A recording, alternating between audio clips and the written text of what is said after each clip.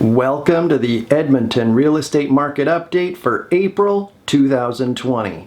In this video, I'm going to tell you how much of an effect the coronavirus had on the Edmonton real estate market in the month of April. Stay tuned.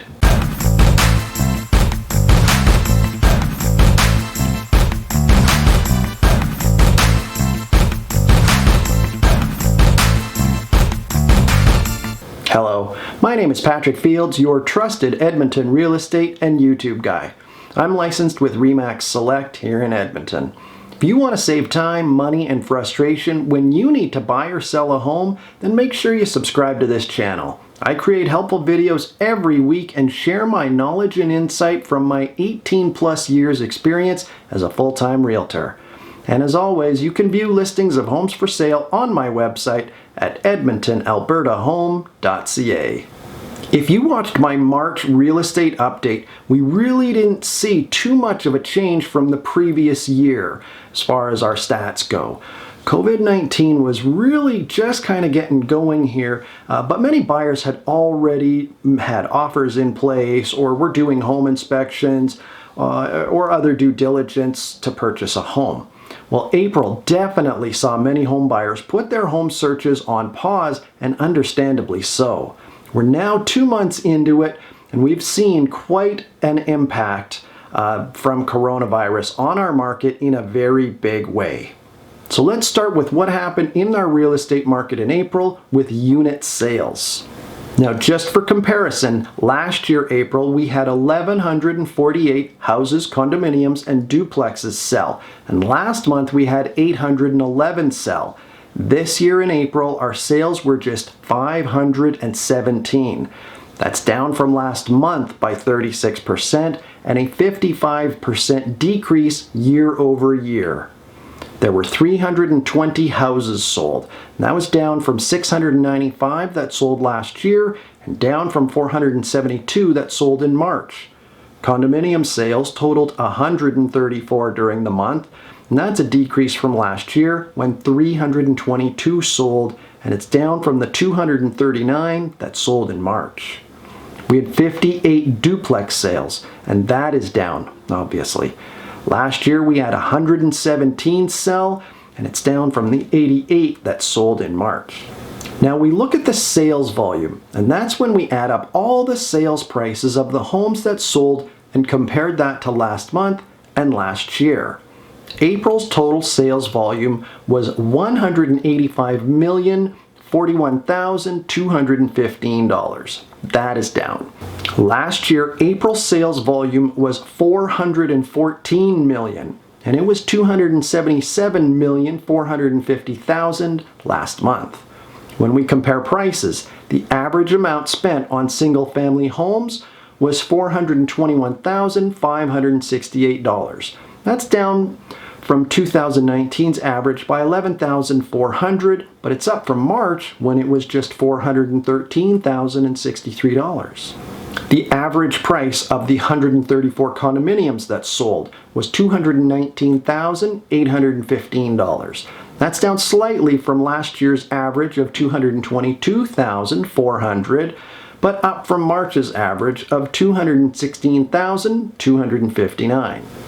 Duplex average sale price was $341,462, and that's up from last year's average of $334,401 and March's average of $322,895.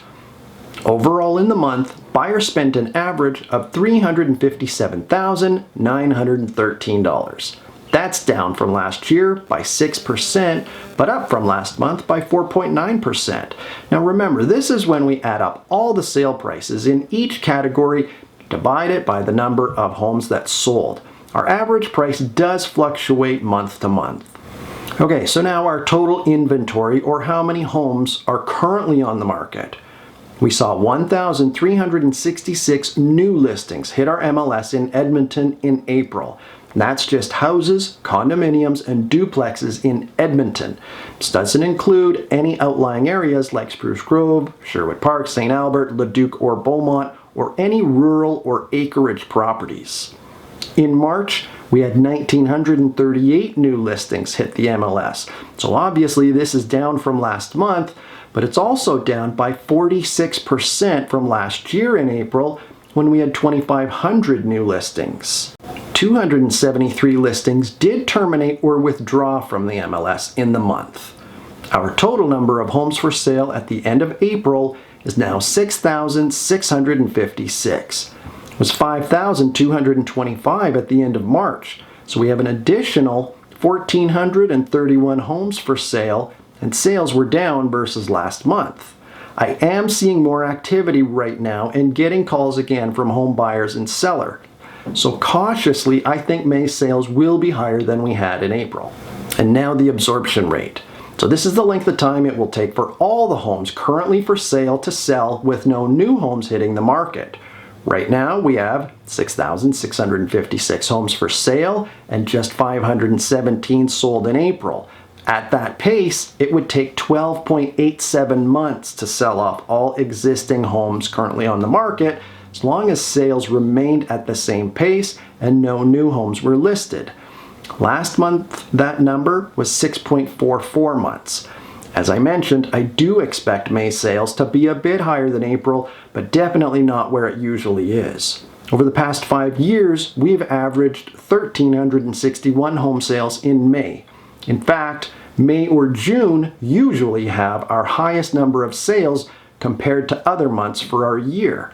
Now think about this. In April, we had 1,366 new listings and just 517 sales.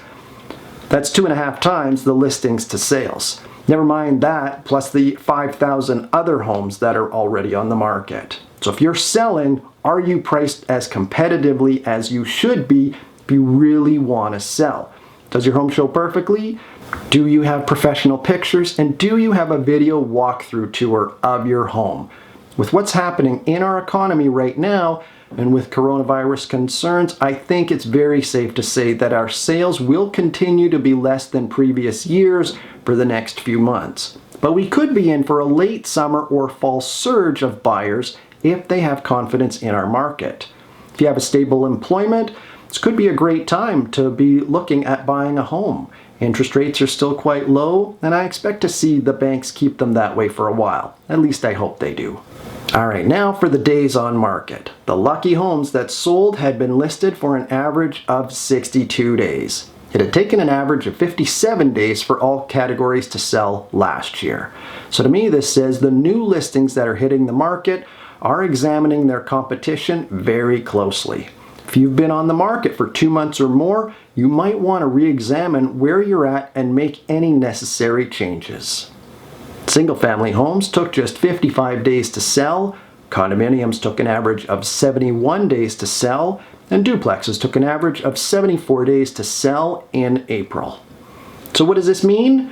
You need to be educated and informed on what is happening in our market. If you're buying, know your strengths and advantages to get the best price you can. And if you're selling, know your competition and price accordingly. Low direct competition versus high direct competition.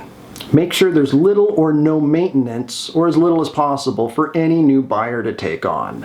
There are currently 205 homes priced over $1 million just in Edmonton. 188 are houses and 17 are condominiums. The highest condominium sale price in April was $1,225,000. It was almost 2,100 square feet with 2 bedrooms and 2 underground parking stalls. It's located in the Carlisle building in Oliver on the Victoria Promenade with breathtaking river valley views. It does have a condo fee of $1,446 per month. There were 3 other condominiums that sold between $600,000 and $900,000 in the month. The most expensive detached house sold for $1,275,000 in Bonnie Doon. Now this home is almost 6,200 square feet. It sits on a 16,700 square foot lot. It backs Mill Creek Ravine Park and has beautiful panoramic views of downtown. Now this home had been for sale since November of 2014 and started out at $3,750,000. So the buyers ended up saving $2,475,000 from its original list price. Wow. There were only 3 other houses that sold for more than $1 million in April. 18 houses sold for more than $1 million in February and 4 in March. It will take a considerable amount of time to sell through the 188 that are currently for sale. So that's it for the April breakdown. If you have any questions about the real estate market, or you'd like to talk about buying or selling a home, or if you'd like a copy of my Home Buyer's Roadmap, just give me a call or shoot me a text. My cell number is going to be right down there. I hope you found this informative. Please feel free to share it with friends looking to buy or sell a home this year, and don't forget to subscribe to my channel for more great real estate videos. Feel free to leave a comment below and hit like if you enjoyed this one. Thank you for watching. Please stay safe, stay informed about what's going on around us, and I'll see you next time.